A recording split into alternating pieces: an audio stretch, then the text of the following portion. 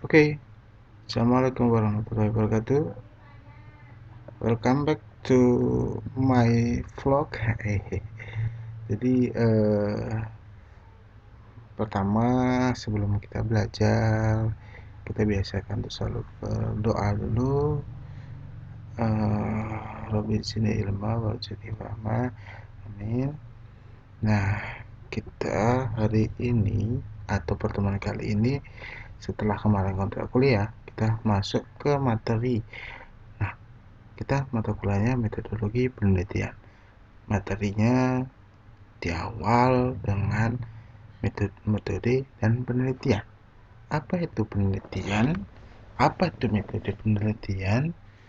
Nah, untuk sekarang ini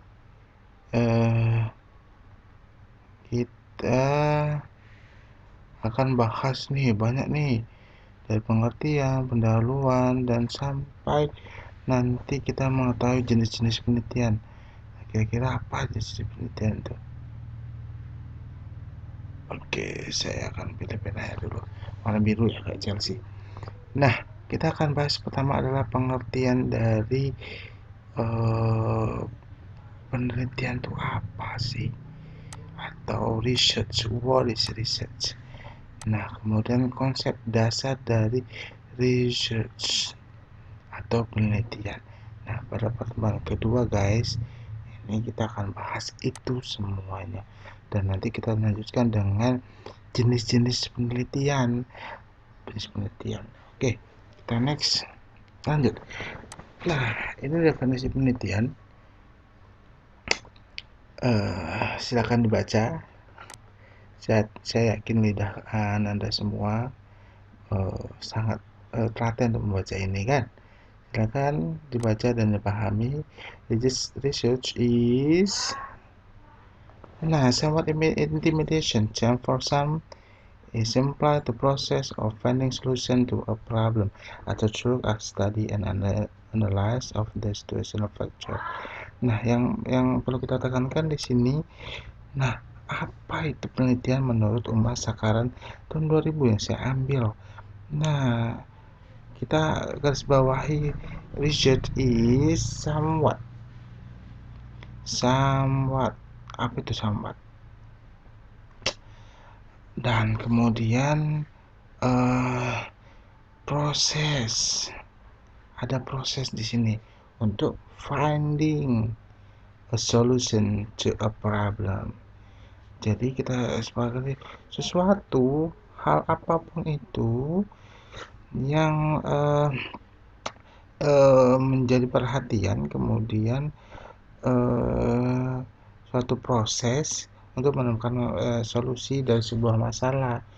Nah, bisa dari dengan studi, dengan analisis, atau dengan faktor situasi yang lainnya. Ini menurut Umar sekarang. Tapi masih banyak lagi penelitian-penelitian yang saya ambil jenis penelitian definisi penelitian yang saya ambil itu ada menurut buku dari asal ilmiahnya itu apa. Nah, kita lihat pertama metode itu cara menurut buku, cara melakukan sesuatu, teknik, cara dan sebagainya. Menurut istilah logos atau ilmu pengetahuan. Nah, metodologi berarti cara yang tepat untuk melakukan sesuatu untuk mencari pengetahuan. Jadi seperti itu menurut saya. Nah, apa penelitian itu? Jawaban berbeda karena faktor yang melatar belakangi seorang peneliti. Penelitian berasal dari kata Inggris research yang seperti saya sebutkan tadi. Itu kembali, to search adalah mencari kembali dari sesuatu hal yang sudah terjadi, dari suatu hal yang akan dicari. Dengan demikian sebenarnya dari adalah mencari kembali. Oke, sampai sini sudah paham ya.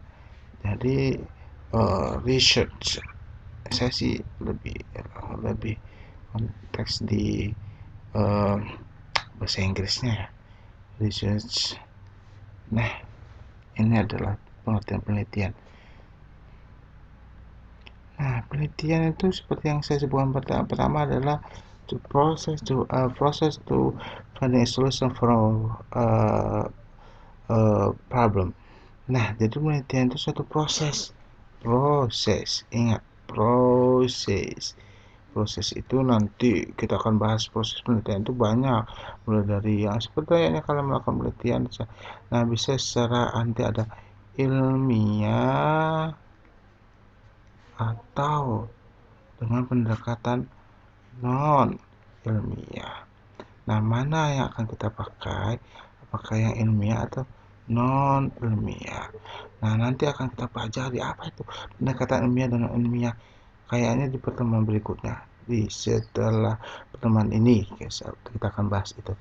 Nah, salah satu ciri khas penelitian adalah proses yang berjalan terus menerus pastinya. Nah, hasil penelitian tidak akan pernah merupakan hasil yang bersifat final, karena kalau sudah final itu menjadi hukum. Pada dasarnya hasil penelitian itu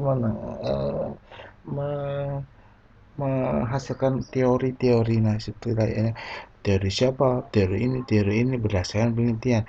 Nah, ada teori penelitian yang sudah bersifat final jika sudah bersifat final, biasanya jika dia sudah menjadi hukum. Kalau di fisika banyak, hukum 1 Newton, hukum 2 Newton, dan sebagainya. Kalau sudah bersifat hukum, itu sudah bisa diganggu gugat. Nah, tapi pada dasarnya penelitian-penelitian yang sudah dilakukan biasanya akan belum tidak akan pernah atau belum pernah menjadi bersifat sebagai hasil dari final, karena biasanya masih dalam bentuk teori. Nah, bukan hukum. Hukum biasanya hasil dari penelitian dan plus apa, bisa plus dari bisa dari labor, bisa dari eh, uji empiris, dan bisa dari sebagainya. Jadi banyak lagi itu kalau hukum. Namun kalau penelitian-penelitian yang akan kita lakukan, yang sudah dilakukan, biasanya hasilnya masih dalam bentuk teori. Artinya apa? Ketika dalam bentuk teori, eh, belum final, masih bisa diteliti lagi, sampai bisa diteliti terus dan terus. Nah, bisa jadi kalau bisa diteliti lagi, maka dari itu hasil penelitian dari ini belum final, masih dalam teori, masih bisa diteliti lagi, dan bisa jadi akhirnya hasil penelitian itu menjadi latar belakang untuk penelitian berikutnya dan sebagainya, atau pengembangan untuk berikutnya. Oke, kita next. Nah, ini ada penelitian dari penelitian menurut pertama menurut David, kedua Muhammad, ketiga menurut Suprapto MA, 4 Sutrisno MA, 5 Yosep. Nah, kemudian menurut Gerlinger, kemudian banyak hal penelitian. Nah, secara umum ini adalah yang saya ambil, yang memang menurut saya yang lain juga lebih benar. Ada Cooper, Emory, dan sekarang, dan beda harga. Nah, intinya research atau penelitian itu adalah upaya mendapatkan pengetahuan berbasis masalah yang dilakukan secara sistematis, terorganisir, serta mengikuti metode ilmiah. Nah, itu. Metode ilmiah itu metode seperti apa sih? Seperti saya sebutkan sebelumnya. Next. Next. Kita akan pelajari. Jadi harus untuk pertemuan berikutnya. Oke, guys, kita lanjut. Nah, metode penelitian secara umum adalah cara ilmiah. Cara ilmiah menggunakan metode keilmuan, ya. Nah, itu tadi kita bahas tentang penelitian, tentang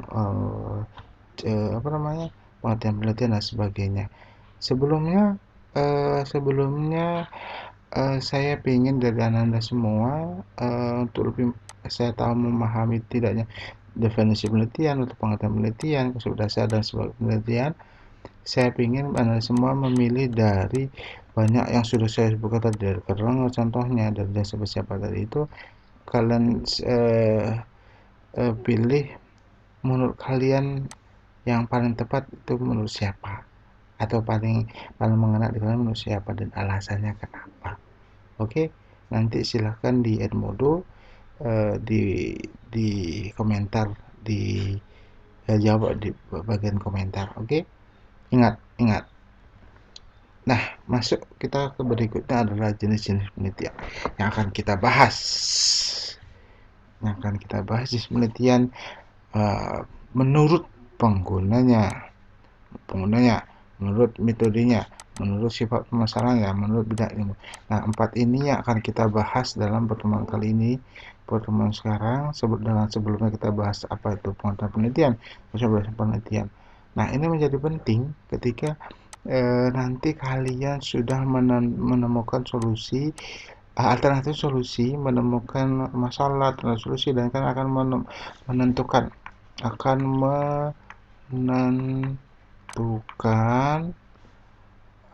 penelitian apa ya? Penelitian apa ya? Oh, ini penelitian apa ya? Nah, dari situ, maka dari itu kalian harus paham jenis penelitian itu apa dulu. Nah, baru kalian bisa menentukan nanti kalian mau penelitian apa. Oke, kita lihat dari yang pertama, menurut penggunanya. Nah, menurut penggunanya, penelitian itu ada dua, penelitian dasar dan penelitian terapan. Oh sorry, ini bukan terapan ya, ini salah nih, ini terapan atau applied research.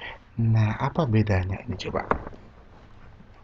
Nah, kalau bedanya kita bisa lihat sebenarnya.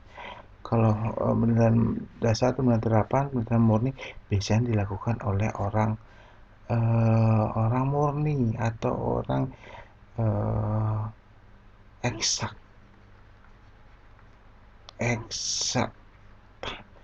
Biasanya orang laboran atau perlu dengan eksperimen.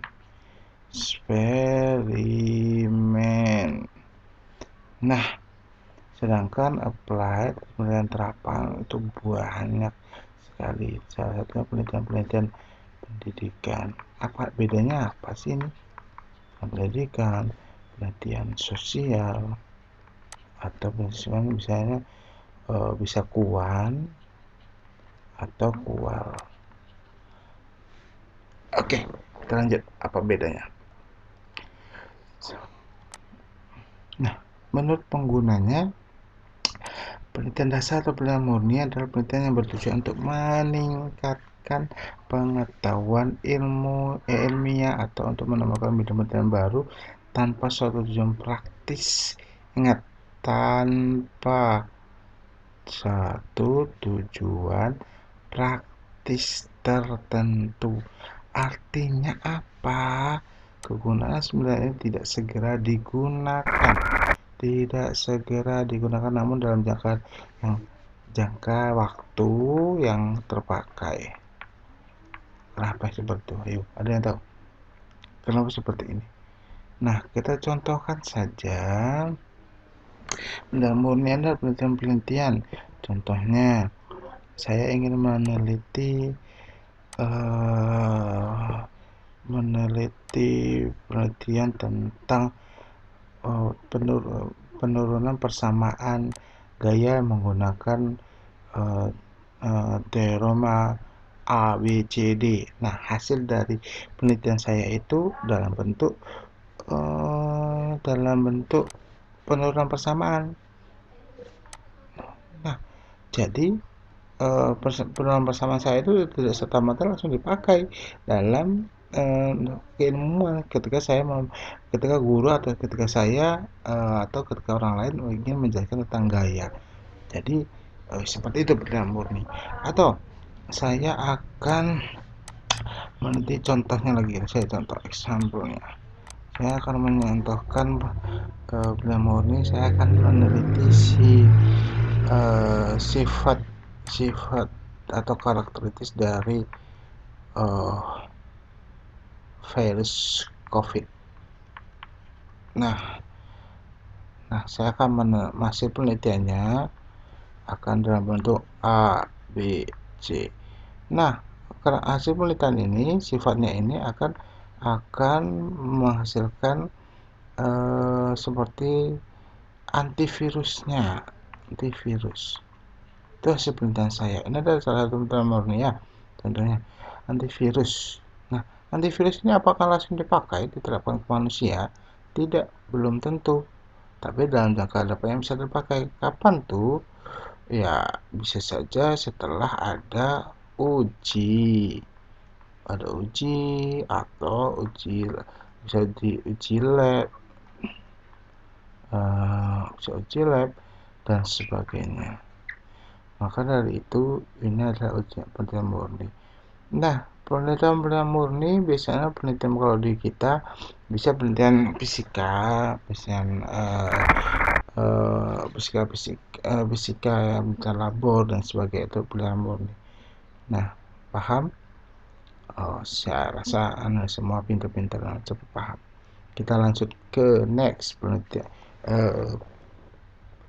materi berikutnya, penelitian terapan. Nah, penelitian terapan apa bedanya dengan penelitian murni? Setiap penelitian yang bertujuan untuk meningkatkan pengetahuan ilmiah dengan suatu tujuan praktis. Berarti, nah tadi yang beda tadi adalah belum praktis kalau penelitian murni. Kalau ini blood cell tujuannya praktis, artinya apa? Tujuannya praktis, artinya hasilnya diharapkan segera dapat dipakai untuk keperluan praktis. Misalnya, untuk mendalam kebijakan pengambil keputusan dalam contohnya ya.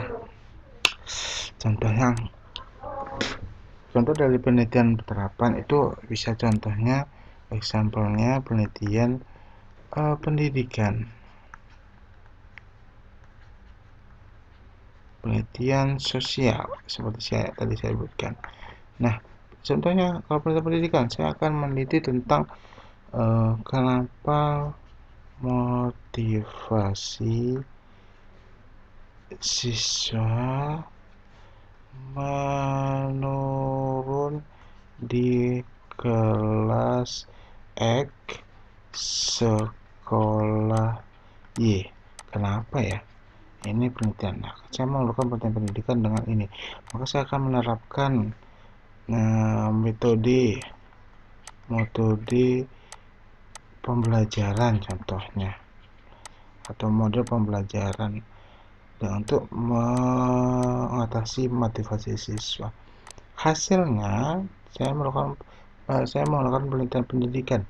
Hasilnya adalah metode pembelajaran Z mampu mengatasi motivasi siswa. Hasilnya motivasi meningkat, gennya meningkat, terlihat dari gennya meningkat. Jadi berarti metode ini ampuh mengatasi itu, sehingga langsung bisa saya pakai di kelas. Nah, berarti langsung bisa dipakai hasilnya di kelas. Kapan bisa dipakai? Kapan saja setelah penelitian langsung bisa saya pakai. Nah, itu contohnya, salah satu contoh dari penelitian terapan yang hasilnya tujuannya tujuan praktis. Nah, banyak contoh lagi. Nah, next kita lanjut. Yang tadi menurut penggunanya, yang sekarang menurut metodenya ada 4. Ada penelitian historis, penelitian filosofis, observasional, eksperimental. Nah, kita akan bahas satu persatu menurut metodenya. Kalau historis pasti hubungannya dengan masa lampau atau sejarah mungkin berulang. Bukan dengan sejarah rekonstruksi. Nah, Nah, data yang dikumpulkan ini sukar dikendalikan, maka tingkat kepastian pemecahan masalah dengan metode ini adalah paling rendah. Kenapa seperti itu? Nggak rasanya kenapa? Kenapa? Sukar dikendalikan, paling rendah. Nah, ini penelitian historis ini, penelitian sejarah. Saya ingatkan lagi, penelitian sejarah. Sejarah itu kenapa dia itu datanya dikumpulkan penelitian sukar dikendalikan dan kepastiannya sukar dituin, karena kita contohnya kita akan meneliti tentang sejarah sejarah kerajaan Majapahit. Ayo, siapa tahu yang tahu Majapahit? Ini kan nanti dilihat dari menurut siapa orangnya, menurut orangnya siapa, kemudian kira-kira tahun berapa. Ini dapat dari mana? Kan dari penelitian historis, dari tanya-tanya, dari observasi, dan pasti eh, itu bisa dikatakan belum tentu kebenarannya. Nah, itu variabel luar yang mempengaruhi yang bisa sangat banyak sekali. Nah, karena itu ini udah penelitian historis. Ini biasanya orang-orang sosial, orang-orang sosial, orang-orang eh, yang sosial kualitatif banyak menggunakan ini, atau arkeolog banyak menggunakan historis.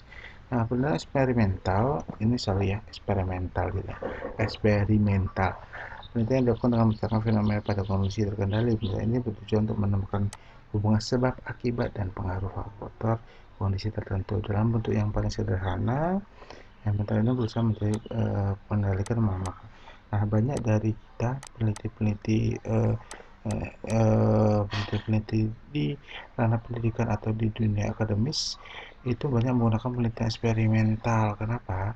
Nah, menciptakan fenomena dengan kondisi yang terkendali, kita yang mengendalikan. Ada nanti variabel variabel ada variabel dependen dan independen. Nah, dependen itu bebas, independen itu bebas, sedangkan dependen itu tidak bebas. Maka dari itu yang bebas atau tidak bebasnya itu kita kendalikan. Kita maunya seperti apa? Kita penelitiannya mau seperti apa? Nah, itu semua uh, uh, kita kendalikan. Nah, kita banyak sekali menggunakan ini. Nanti penelitian eksperimental itu ada macam-macamnya lagi. Nanti kita akan bahas lebih dalam lagi nanti ketika kita masuk ke bab 3, jenis penelitian di metodologi penelitian di bab 3-nya. Nah, sekarang kita masih pengetahuan awalnya dulu. Baik, ini penelitian eksperimental. Nanti ada penelitian pre, true, dan sebagainya. Nah, penelitian eksperimental banyak digunakan pada model kuantitatif. Nah, ini pada model kuantitatif. Aduh, terhapus dulu. Nah, tapi belum tentu juga tidak bisa harus di kuantitatif. Bisa saja dalam di kualitatif, bisa saja kualitatif atau mix research. Namun pada dasarnya kebanyakan berbentuk kuantitatif, karena kuantitatif biasanya kalau eksperimen berdasarkan data yang memerlukan hitungan, itu biasanya kuantitatif. Tapi bisa jadi dalam bentuk kualitatif atau mismatch atau method. Nah, kita lanjut. Menurut permasalahannya, next. Nah, ini yang banyak sekali kita pakai, guys, di penelitian-penelitian kita. Penelitian kita ada permasalahannya. Saya kita bahas satu persatu. Historis sudah jelas tadi, sejarah seperti yang tadi. Dan sejarah bagaimana berdirinya UPP. Nah, itu bisa dilihat dengan penelitian historis. Nah, deskriptif, penelitian deskriptif itu penelitian yang pada dasarnya hanya mendeskriptifkan. Apa itu mendeskriptifkan? Description in English. Nah, atau kalau di itu adalah menggambarkan. Nah, metode deskriptif itu pentingnya menggambarkan. Menggambarkan apa? Bisa menggambarkan fenomena, hasil penelitiannya, atau dalam bentuk datanya. Nah, ingat di dalam penelitian-penelitian kita di pendidikan fisika atau di dunia pendidikan atau akademik, banyak sekali menggunakan penelitian deskriptif dan penelitian lainnya. Tapi deskriptif itu banyak sekali karena yang menggambarkan kondisi-kondisi yang ada di sekolah, kondisi-kondisi yang ada di masyarakat, kondisi-kondisi yang akan kita gambarkan hasil data penelitiannya. Baik, lanjut. Tapi penelitian deskriptif ini ada ciri khasnya adalah tidak bisa hasilnya kita generalisasikan. Artinya apa? Hasil penelitian tidak tentu. Kalau kita meneliti di tempat A, maka belum tentu bisa kita terapkan di kelas B hasil penelitiannya. Ini penelitian deskriptif karena kita akan hanya menggambarkan yang A. Belum tentu gambaran A sama dengan gambaran B. Itu maksudnya tidak bisa digeneralisasikan. Nah, next kita lanjut ke permasalahannya. Jadi yang kedua adalah pengembangan. Biasanya penelitian R&D. R itu research and development. Riset dulu, baru kemudian development.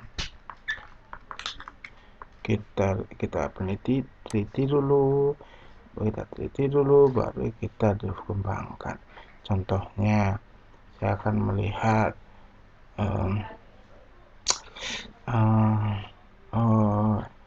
buku di sekolah, contohnya di sekolah. Ternyata bukunya bukunya lama, ilmunya masih belum baik, belum lengkap cara dan belum praktis. Itu kita teliti awal, set dulu di awal. Kemudian lanjut, setelah kita riset hasilnya, kita development, kita kembangkan.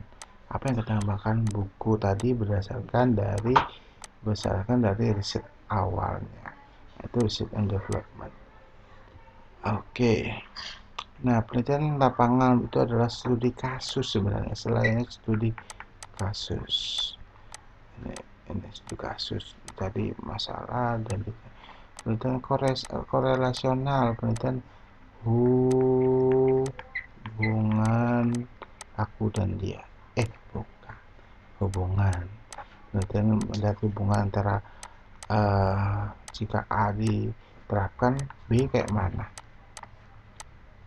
Nah, seperti itu. Contohnya, jika saya kasih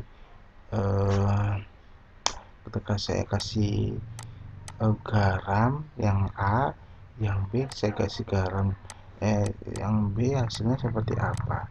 Nah, ini berhubungan nggak korelasinya yang saya terapkan di A dan saya terapkan di B? Itu korelasional. Nah, kausal komparatif itu adalah sebab akibat. Penelitian sebab akibat. Jika saya sebab ini, baru saya akibatnya apa, komparatifnya apa. Ini kausal komparatif. Nah, ini eksperimental yang tadi sudah jelas. Nah, next yang terakhir adalah penelitian tindakan. Ini yang paling banyak kita pakai di dunia pendidikan, tapi sudah menjadi guru. Biasanya penelitian PTK, penelitian tindakan kelas. Syaratnya adalah sudah menjadi guru. Artinya apa? Guru atau pendidik. Artinya apa? Dia sudah memiliki kelas atau siswa atau students dengan masalah-masalah yang dengan masalah khas. Nah, ada di kelasnya dia tadi itu, kelas guru itu. Jadi tidak bisa hasilnya nanti diterapkan di kelas lain. Itu tidak bisa. Maka dari itu PTK itu hanya bisa diterapkan di kelas-kelas yang terdiri. Nah, next. Ini kalian baca aja sendiri ya. Tadi intinya sudah saya terangkan. Silakan nanti setelah itu kalian baca ini satu persatu nih. Sudah saya sajikan kurang apa juga baiknya saya sama kalian. Oke, itu dia perkuliahan kita hari ini. Silakan yang ada ingin bertanya, silakan. Nah, guys, next untuk penyempurnaan perkuliahan kita hari ini, kita simpulkan ya. Yang pertama, apa pengertian dari penelitian? Penelitian itu apa? Yang kedua, jenis-jenisnya. Jenis-jenisnya itu apa? Nah, oke. Nah, ini saya harap sudah mengerti. Tugas kalian adalah silakan kalian komentar di kolom komentar @modo atau kelas saya yang saya buat sendiri. Komentar yang pertama, menurut kalian tadi dia pengertian penelitian kalian rumuskan pengertian penelitian yang baik itu menurut kalian rumuskan berdasarkan kalian sendiri itu apa menurut saya adalah dari segala ini adalah ini gitu kan. Nah yang kedua, kira-kira kalian mau jenis penelitian apa?